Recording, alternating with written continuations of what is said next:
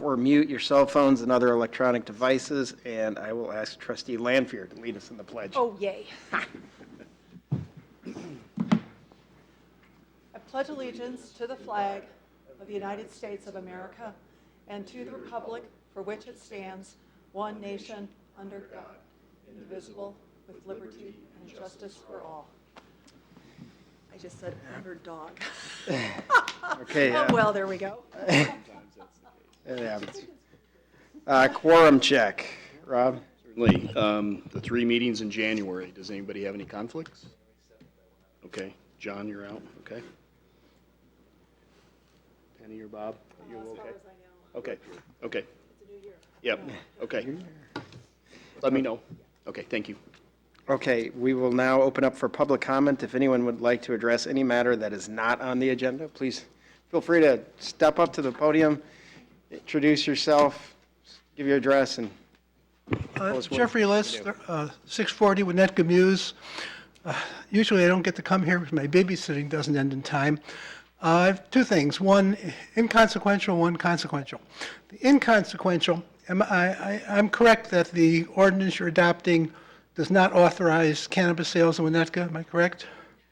Correct. Okay, which I, by the way, I heartily agree with.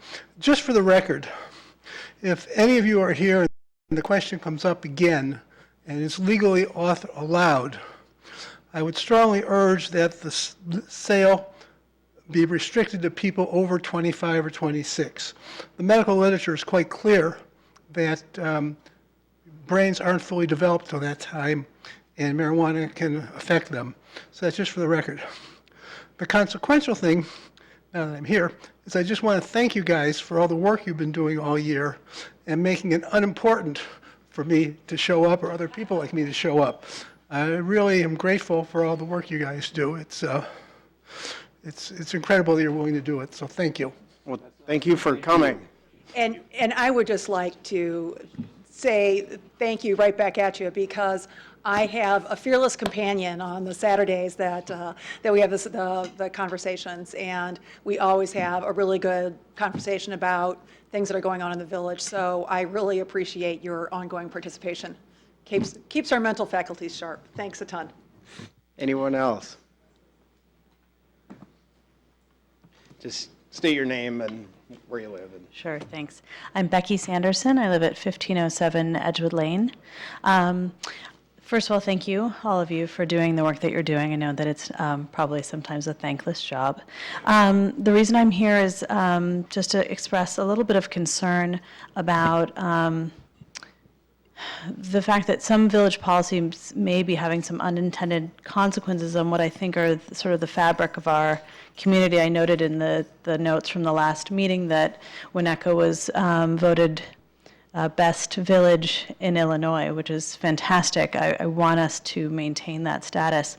The reason that I have some concern is that actually just today I was walking in downtown Winnetka to do a couple of Christmas-related errands and found out, much to my surprise and dismay, that the village toy shop is closing. The village toy shop, as I'm sure many of you know, has been a village toy shop since 1948. It somehow managed to survive all of those decades. And while I'm fully aware that there are a lot of factors that go into whether a business can make it or not, I know that the recent sidewalk work was really hard on a lot of businesses. While I was downtown, I also noticed that Ellen's on Elm, which has also been a long-standing Winnetka business, is now downsizing and moving to a smaller location just a few doors down because they can't support the larger space. I heard that Noah's Ark is also struggling, which is, I think, for many of us, a very beloved pet store. And in my mind, the biggest anchor of them all, the book stall, is something that we absolutely must make sure can stay in Winnetka as a viable business. And as a parent of young kids, I just want to register that as a parent and as a community member, having these kinds of local shops with people who've been there for a long time and really care about the community, who in all of those shops recognize me, they know my children, they know my children's names. That's what it means for me to be a part of this community, to feel like Winnetka is truly my home and just not a place that I happen to live. And I just want to make sure that as you move forward with different policies, that you're very careful to think through the impact it might have on those local businesses, especially those retail businesses that may struggle because of all these other factors and can't really withstand a hit of, a few months of lessened traffic. So, thank you. Thank you.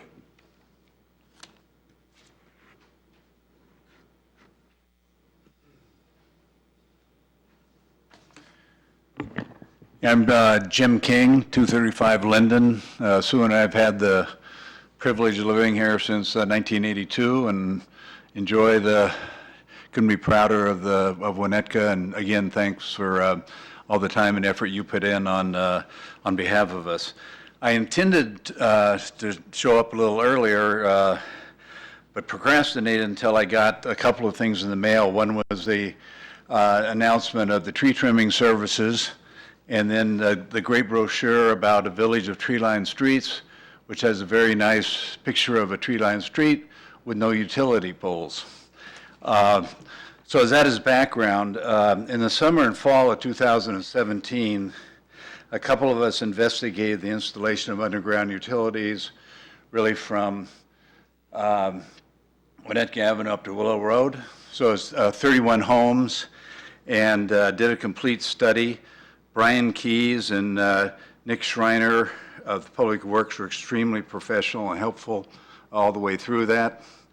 We did the full underground budgets, developed, got paid to have AT&T give us a budget, also got one from Comcast, got all the neighborhood assessments, divided up the cost by the assessments, had meetings at the Public Works and at a couple of our homes for the 31 people that were involved.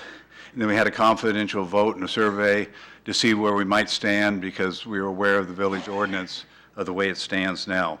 We were unsuccessful in getting 90% of the people to even respond, but I'll go into that in just a second. But the experience, we also worked with Chris Rentz on the potential financing of the project using an SSA if we were successful, and there's other ways to finance it, which you know more about than I do. But the experience made me realize that there's an opportunity, if the village had an interest over the next 15 or 20 years, to underground a lot of the utilities with a minor cost on the behalf of the village, but it would require leadership from the village. And I think it would do three things. Obviously, it improves the aesthetics, the trees and the lighting, improves the reliability of the power and communications by having it underground, and it reduce or eliminate the tree trimming on an annual basis. And so the reason I came here tonight was to see if the village, to recommend that the village take a look at that section 1308-230, which is really the discretionary undergrounding of transmission and distribution lines in the village code. As you're probably aware, right now that code requires 90% approval of residences, which are, in reality, is impossible to attain. I'm sure you've had other votes, but you probably have 20% that don't respond, 10% that are selling, and another 10% that are going to vote no on anything you propose just because of the change. And if we had the same criteria for bond issues or schools or elections, nothing would ever happen if you need 90% of the residents, not the voters. And there's also a provision in there that any one person can petition the village council and set aside the project if there's a financial burden. There's other ways to address that with adopting a deferred assessment program that wouldn't bring the cost of that improvement in until a sale or a death.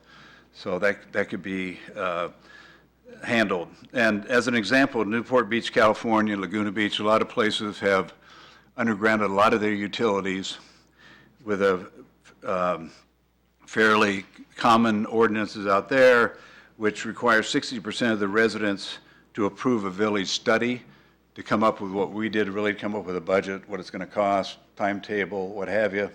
And then it's put to a vote. And then it's a simple majority of the voters who cast a ballot on whether it goes forward or not. If they vote to go forward, then it goes forward with the village leading that cause. And so I mentioned that, there's the SSA, but there's also bonds. There's a lot of different ways to finance these projects. And I've got a lot of information, cost projections, what have you on it. Happy to share it with you. If there's an interest, I'd be very pleased to meet with whoever you tell me to meet with, go over the information, and see if it's something the village council would want to take under consideration and go forward. Because again, I think where we need the village leadership is really, first working with AT&T, which is very difficult, I found out, and putting the budgets together, coming up with the part of getting the assessed values and proportioning the cost, but putting the package together, putting in front of the community to get the vote to approve, and then eventually being I'd call it the construction manager of the project. So that was my purpose tonight. If there's an interest, you've got my name. I'm happy to spend time on it with the appropriate person of the staff if you want to look into it. So if there are any questions, I'm happy to answer any, but I didn't want to take up too much of your time. Hello, Mr. King. Thank you for coming. I'm Rob Bahan, village manager. I was aware of the work that Brian and our staff and President Rintz undertook in 2017. We were certainly aware that it's a pretty high threshold for the discretionary undergrounding. I would propose to the council, based upon Mr. King's comments, that this be, policy discussion come back at a study session. I can have Director Brian Keyes prepare a memorandum that explains the history of the discretionary undergrounding, the most recent case on your block, and what are the potential policy changes that you might want to undertake if you're interested in that. If you're not interested in that, I can hold off. But one other piece is that for discretionary undergrounding, there is no budget in the village for that sort of work in the electric utility.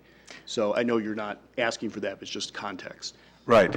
Yeah, I mean, from my standpoint, it certainly is something that we get asked about a lot, and, just as trustees, I think we owe it to the community to at least look at it. I mean, obviously, we have a major issue in front of us with the stormwater management, so in terms of how all the costs shake out there, I think will affect whatever happens, but again, we certainly do get asked about it a lot, right, and so. The other aspect is that the AT&T pole ownership, Right. they own half of the poles. This Right. goes back to the inception of the electric utility. You are absolutely ago, correct. right. They're a behemoth to deal with and not always all that But they can be popular. dealt with, and they're expensive. Right. Yeah, it's a cost. AT&T. It's just a cost. But I think the cost of the village, if you look at a project, is probably 10% of the cost. So it's not, and it's really doing the engineering, Right, right. taking the leadership of it, and doing the financing. But, there's other priorities with the storm sewer, but it'd be something over, and this isn't something that's going to happen in a year or two, but, and you have to have a big enough area. You got to have some that's, doing 2 or 3 or 4 blocks. Some economies of To make, scale. Right. and then the economy of scale, and then it's a long-term project, like Right. anything else, and hopefully in 30 years, the Right. community will even look nicer, so. And I can help you with, if you want information on those other ordinances, the way they do it in other places, I've kind of researched that a I little can bit. have So Director thank you. Keyes reach out to you, and I think another piece of that informational packet would be the aspects of implementing an SSA. Right. How they are approved and how they can, there's the backdoor disapproval aspect of an SSA, 51% of the voters or the electors. If that comes about, the SSA wouldn't go forward. So we can add that information about financing options. Which is a good conversation just in general to have as well. I have a question too. You said like 31 homes, if I remember? Right. About how much is that for the 31 homes? How much what? How much is that total cost, you think? The total cost, What's an estimate? it ended up that for homes that already had the underground to their homes, from the poles to the homes, that was $14,000. If you didn't have the power to your homes, it's $25,000. Okay. And as I recall, I've got the file here, but it was about $450,000, something like that, all-inclusive.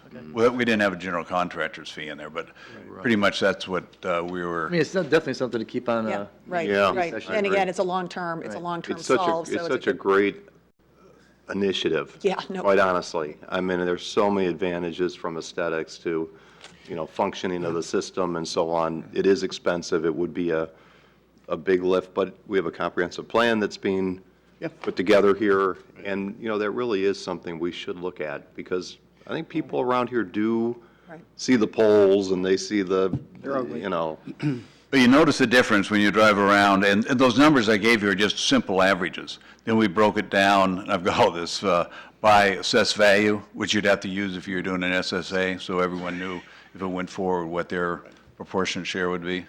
So, But there's benefits to the utility as well in terms of reliability. AKA The not reliability. having squirrels being fried in the Right, the neighborhoods. reliability factor is better with undergrounding.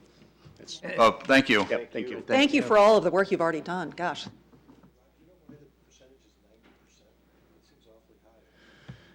This policy's been in place well before me, so I don't have the history. I can find out, but I don't know.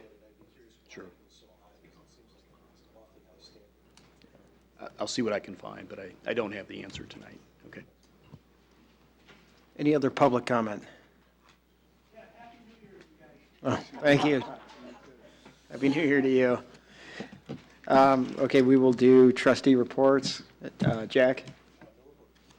John? No report? Penny? A quick report that, and thank you all so much for coming for public comment. It's really helpful to us, so thanks a ton. That had a nice visit with Jeff and had a good community conversation last Saturday, and we'll be starting again the first of the year doing it at Pete's again. Also, just a quick little story just about the pleasures of living in Winnetka that we don't think about often enough, and thinking about sustainability, and as we all try to do our part for the environment. I had the privilege, whatever, of buying the very last tree on the tree lot this last Saturday, which was also the biggest tree on the tree lot. It was this huge cathedral tree, which has been tied to the top of my car, and I can't get it off by myself. So as I realized that, so I walked to council tonight, and I have to tell you what, even on a cold night, it's not very far, it's lovely outside, and it's just, it takes a little more planning on my part, but our village is so walkable. Why I don't do this more often, I don't know. So I apologize for being slightly late, but it's a really great aspect of our community that we can walk downtown so easily, and New Year resolution for me is to do it more, so. So you're going to decorate your tree in a car? Yeah, that's a really good question. So whenever anybody shows up to save me from myself, it would be a good thing. Bob? Actually, speaking of that, there was a great story about the Scouts offering to deliver the trees by bike. Yeah. What an innovation. That's really terrific.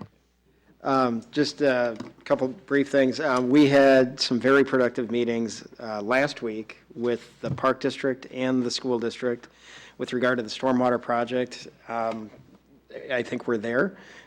In fact, I know we're there with the school district. That's why Chris is not here. He is at the school board right now presenting the agreement for their discussion and consideration, and we expect the Park District agreement to follow shortly. So after a lot of work, I think we're there.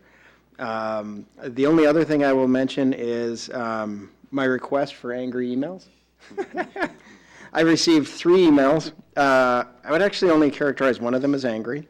With regard to the leaf blower issue, I got some great suggestions. I've asked that the emails and my responses be included in your materials so you'll have them, and hopefully we can have a discussion about the leaf blower issue in the future. And I asked those people that sent emails to be sure to watch for the discussions so that they can participate in person. Right. We discussed it at staff meeting this morning. Chief Ornstein has a bit of a research project that he's going to be undertaking, so I'll let you know as soon as we're ready. Sounds good. Okay.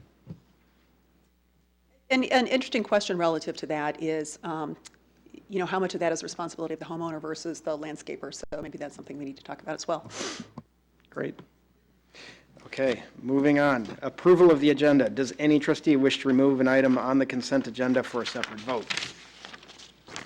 No, all right. May I have a motion to approve the final form of the agenda? Voice vote. All those in favor? Aye. Okay, Rob, could you read the consent agenda? Sure. Consent agenda for December 17th, approval of Village Council meeting minutes of November 19th, 2019 regular meeting and December 3rd, 2019 regular meeting. Approval of the warrant list dated November 28th through December 12th in the amount of $765,673.82.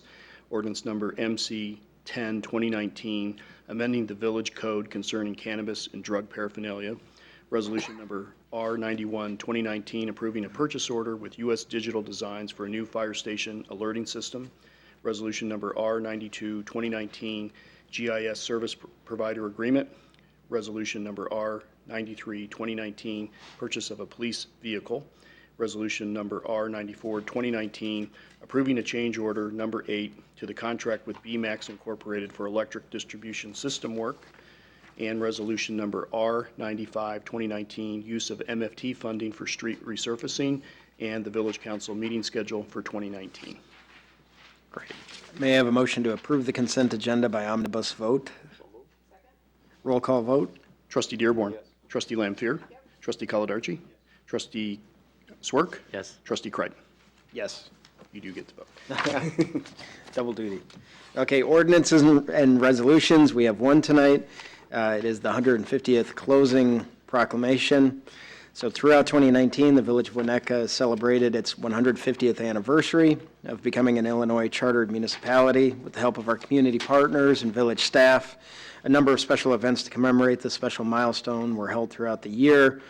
Now, the year of celebration will come to its official close with one last proclamation. Any comments about the 150th from anybody? Public? Up here? Okay. So then I will read the proclamation. This is very official. Yeah. Big one. There you got it here. Okay. All right, bear with me. I can do this. Whereas in honor of Winnetka's incorporation under a special charter of the state of Illinois on March 10, 1869, the Village Council proclaimed 2019 a year of celebration with the official theme of People, Places, and Progress. And whereas, with the generous support of the Winnetka Historical Society, Winnetka Park District, Winnetka Northfield Chamber of Commerce, Winnetka Community House, Landmark Preservation Commission, District 36, Winnetka Library, Women's Exchange, and village staff, the 150th anniversary of the Village of Winnetka was observed throughout the year with many community partners and special events. And whereas the notable people, places, and progress of Winnetka have been celebrated beginning with Founders Day, a Chamber's recognition luncheon, local landmarks trolley tours, Historical Society galas Rockin' on the Ravines, Independence Day, presentations highlighting Winnetka's contributions and influence beyond its borders, and with its grand finale event Pioneer Day at the Schmidt-Burnham Log House, and whereas the Village of Winnetka planted a commemorative 150th anniversary tree in Crow Island Woods as a symbol and tribute to Winnetka's people, places, and progress that will continue to flourish for future generations, and the village will honor the special year with a time capsule filled with mementos collected throughout the year for future residents of Winnetka to enjoy. And whereas the Village Council recognizes its community partners and the citizens of Winnetka, past and present, for their enduring contributions to the civic, cultural, and historical life of the village over the past 150 years, and now, therefore, the Council of the Village of Winnetka thanks the Winnetka community for its support of and participation in the 150th anniversary celebrations of the Village of Winnetka. Just 50 more years and we'll do this again. Yeah, bicentennial. Oh, you do? What about the 50th? Rob? Okay. Thanks to the staff for everything. It was a great year, and you guys worked hard. Thanks to Ann Erickson, who was lead, and really did a terrific job all throughout the year. Yeah, it was really well done. Old business, there's none. New business, there's none. Appointments, none. This doesn't sound too promising for the next 50 years. Closed session, none. Adjournment. May I have a motion to adjourn? So moved. Voice vote. All those in favor? Aye. And that's it. Thank you, everybody.